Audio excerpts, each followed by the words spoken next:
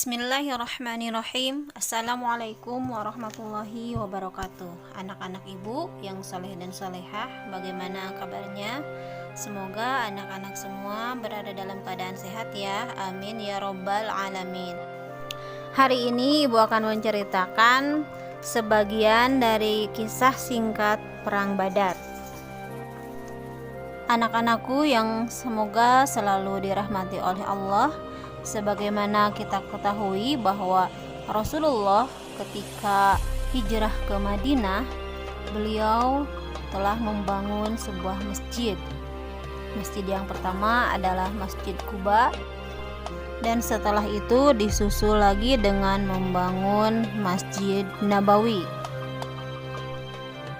3 keputusan pondasi dasar yang ditetapkan oleh Rasulullah ketika membangun Madinah. Yang pertama adalah pembangunan masjid.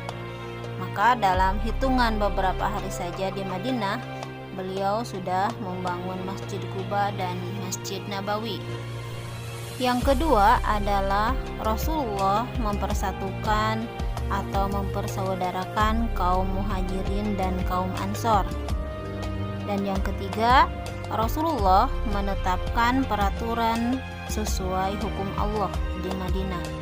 Maka pada saat itu sudah ada iklan perang dari Rasul kepada kaum musyrikin Quraisy yang sudah menyiksa kaum muslimin dan menghentikan dakwah selama 13 tahun di Mekah. Banyak kejadian besar yang terjadi sebelum Perang Badar.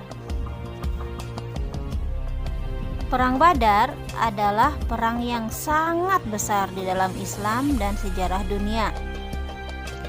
Perang ini terjadi pada tahun kedua Hijriah, yaitu tepatnya pada bulan Ramadan. Dan Allah pun mulai memerintahkan saum di bulan Ramadan itu adalah pada tahun kedua Hijriah. Maka ketika itu para sahabat dalam kondisi sedang saum atau sedang berpuasa ketika berangkat Perang Badar. Rasulullah Shallallahu Alaihi Wasallam telah banyak membentuk syariah-syariah untuk menyerang kafilah-kafilah Quraisy secara khusus, karena ternyata orang-orang Quraisy itu mereka sangat bejat sekali, terutama pimpinan-pimpinannya. Ketika kaum muslimin ditindas dan akhirnya hijrah, maka para pemuka Quraisy memperebutkan harta-harta umat Islam yang kaya, di antaranya harta Abu Bakar, Utsman, dan Abdurrahman bin Auf. Semuanya diambil. Maka Nabi Muhammad SAW membentuk syariah yang tujuannya untuk membalas perbuatan mereka itu. Ketika awal-awal Ramadan, datanglah berita kepada Rasulullah akan kedatangan kafilah Quraisy yang begitu besar, yaitu dari negeri Syam menuju ke Mekah dan melewati pinggiran kota Madinah. Dan kafilah Quraisy ini membawa seluruh harta muslimin yang dirampas oleh mereka di Mekah. Kafilahnya dipimpin oleh Abu Sufyan, yang waktu itu Abu Sufyan belum masuk Islam. Allah telah menentukan takdirnya.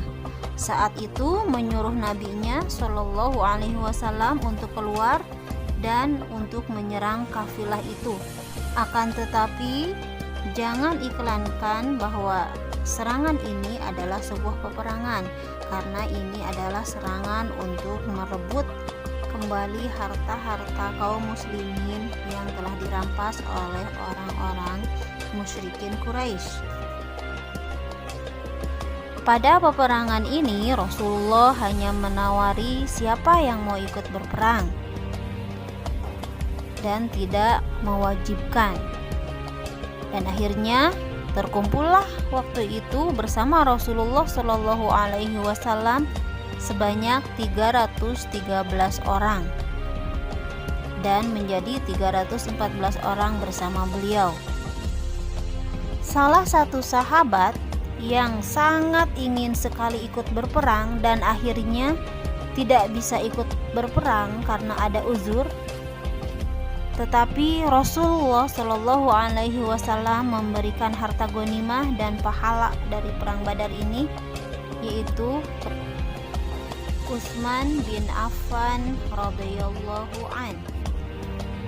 Dalam peperangan Badar ini, meskipun persiapan Rasul sangat sederhana sekali dan sangat sedikit jumlahnya, yaitu sekitar 314 orang, akan tetapi kaum muslimin bisa mengalahkan pasukan Quraisy yang berjumlah 1000 pasukan yang sangat kuat dan keluar dengan siap berperang. Ketika itu, kaum muslimin tidak banyak persiapan dan banyak yang tidak memakai baju besi yang biasanya dipakai untuk peperangan Zaat. Mereka hanya membawa tombak, beberapa anak panah, dan tidak membawa anak panah yang banyak karena kaum muslimin tidak menganggap ini sebagai sebuah peperangan. Kaum muslimin hanya berniat untuk menyerang kafilah Quraisy yang telah merampas harta kaum muslimin ketika di Mekah. Nah, anak-anak ibu yang soleh dan solehah, untuk hari ini ibu cukupkan sekian dulu kisah singkat dari perang Badar ini, dan insya Allah akan dilanjutkan pada pertemuan selanjutnya ya, karena ceritanya masih panjang. Wabillahi taufiq wal hidayah. Assalamualaikum warahmatullahi wabarakatuh.